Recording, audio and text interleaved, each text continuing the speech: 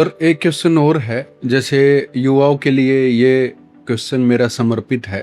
Sir, मैं युवाओं को पता लगे इसलिए ये क्वेश्चन आपसे पूछ रहा हूँ कि जो पोर्न का एडिक्शन है उसका रियल ब्रेन पे और रिलेशनशिप पे क्या इफेक्ट पड़ता है, क्या दुष्प्रभाव पड़ता है सर? अब मैं इसका एग्जांपल ऐसे देना चाहूंगा, आप किसी मोटिवेशनल स्पीकर की स्पीच सुनो तो आपको सुन के एकदम से कैसा लगता है? जोश आएगा। जोश आता है आपको। वैसे ही जोश आपको दोनों चीजों में आ सकता है, पॉजिटिव इम्पैक्ट भी होता है, नेगेटिव इम्पैक्ट भी आप देख रहे हो तो पोर्न में आप फील कर रहे हो कि आप जो इंटरकोर्स कर रहे हो, जो बंदा इंटरकोर्स कर रहा है, आप उसकी जगह फील होना चाह रहे हो, तभी तो आप इजैकुलेट कर पाते हो। और जब आपको अपॉर्चुनिटी मिलती है, अपॉर्चुनिटी इन द में जब आप मैरिड हो जाते हो, जब आप शादीशुदा हो जाते हो, तो आप भी उसी एक्टिविटीज को फॉलो करना चाहते हो जो कि फेक है, जो कि एडिटेड है, जो कि नेचुरल है ही नहीं। उन चीजों को आप फॉलो करना चाहते हो। अब आपकी जो वाइफ है वो अननेचुरल सेक्स में इंटरेस्टेड नहीं है, जैसे ओरल सेक्स है, आप ओरल सेक्स करना चाहते हो क्योंकि आपने पोर्न में देखा है, but that is anal intercourse आप करना चाहते हो, आपकी वाइफ उस चीज के लिए रेडी नहीं है, एग्री नहीं है, तो वहां से डिस्प्यूट स्टार्ट होते हैं। वहां से चूंकि नेचुरल ओरिफाइस जो सेक्सुअल इंटरकोर्स के लिए दैट इज वेजाइना, लेकिन वहां को छोड़ के आप ओरल या फिर एनल में इंटरेस्टेड हो रहे हो, तो दैट स्टार्ट्स द डिस्प्यूट। वही पोर्न्स में दिखाया जाता, आप देखते हो। तो पोर्न्स मूवीज का इनडायरेक्ट इफेक्ट है आपकी मेंटल हेल्थ पे।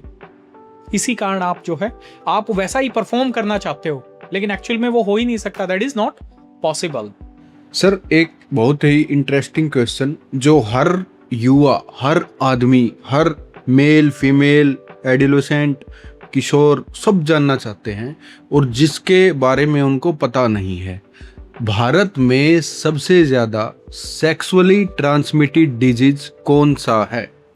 देखिए, पहला जो इंटरकोर्स होता है शादी से पहले, अगर कोई सेक्सुअल इंटरकोर्स कर रहा है या शादी के बाद कर रहा है, अगर आपका पार्टनर पहले सेक्सुअल एक्सपोजर हो चुका, अगर उसको एसटीआई है, sexually transmitting disease, let it be gonorrhoea है, सिफिलिस है, ठीक है, जिसमें वीडीआरएल टेस्ट हमारा पॉजिटिव आता है, क्लेमाइडिया है, या और कोई प्रॉब्लम है जो मोस्ट कॉमन होती है, ट्रैकोनोमा है, तो इसमें क्या होता है, इसमें पार्टनर को पता ही नहीं होता कि उसको प्रॉब्लम है, ये इसलिए इसको एसटीआई बोला जाता है। एसटीआई बोला जाता है। इन्फेक्शन का मतलब आपकी बॉडी के अंदर बैक्टीरिया, वायरस, फंगस है, बट आपको सिम्टम्स नहीं दिखाई दे रहे, सिम्टम्स नहीं दिखाई दे रहे। तो जब आप सेक्सुअल इंटरकोर्स करते हो पहली बार या अनप्रोटेक्टेड कहीं पे करते हो, तो उससे क्या आपको ये इन्फेक्शन बन जाता है। और आप जब घर पे इंटरकोर्स करते हो, अगर आप मैरिड कपल हो, तो आपकी वाइफ को भी ये प्रॉब्लम होने की संभावना होती है, क्योंकि हर जगह ये बताया गया कि आप कॉन्डोम यूज करोगे तो आपको सेक्सुअल प्लेजर नहीं आएगा। काफी लोगों के दिमाग में यही है कि कॉन्डोम में लगा के सेक्स करूंगा तो मुझे वो सेक्सुअल प्लेजर नहीं आएगा, जबकि ऐसा बिल्कुल नहीं है। ये इसका हिंदी में नाम क्या था?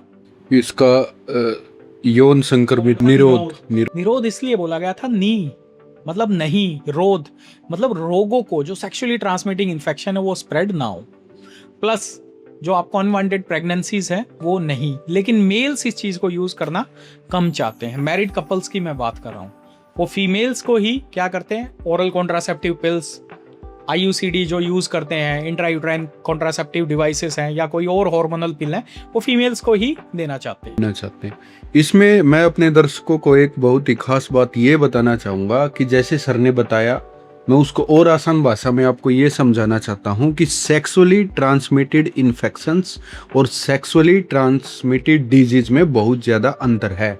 मान लो दो पार्टनर हैं, एक आदमी जिसको इन्फेक्शन है लेकिन उसको नहीं पता कि मुझे इन्फेक्शन है, अपने पार्टनर के साथ सेक्स करता है, सेक्स करने के बाद वो इन्फेक्शन दूसरे पार्टनर को ट्रांसमिट हो जाता है और सिम्टम्स उसको आने लगते हैं।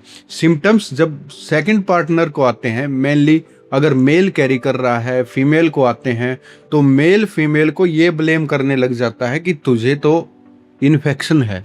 तो इसलिए ज़रूरी नहीं है कि फीमेल को ही इन्फेक्शन हो सकता है मेल ने इन्फेक्शन कैरी करके वहाँ पे ट्रांसफ़र किया हो। तो इससे इमोशनल डैमेज और रिश्तों में कड़वाहट न आए, इसीलिए अपने डॉक्टर से सलाह लेनी बहुत ही ज़्यादा।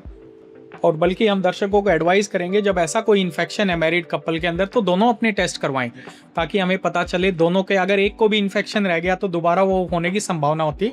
दोनों अपना सही समय पे इलाज करें, एब्स्टिनेंस करें, परहेज करें, ताकि इस बीमारियों से निजात पाया जा सके।